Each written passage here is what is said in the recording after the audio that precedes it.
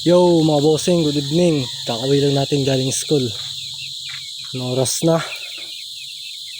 6:15. Yan, 6:15 na ng hapon mga idol, mga bossing. Yan.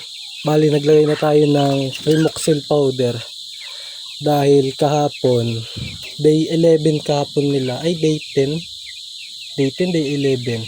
Day 11 ata nila kahapon. Pag-uwi natin galing school, may mortality tayo isa. So kahapon agad naglagay na tayo, tapos ito pangalawa na to hanggang bukas para ma-prevent natin yung another mortality mga bossing. Sabi nga nila, prevention is better than cure, di ba mga bossing? Yan lang mga bossing, yan. Lulusog mga bossing, tataba. Bali day 12 na pala ng mga broilers natin mga bossing. Day 12 na ngayon. Ayan, mga bossing. Tingnan nyo. No? Sobrang laki. Oh. Napakalaki. Ang lalaki mga bossing. Check mga bossing. Pero may napansin ako dito.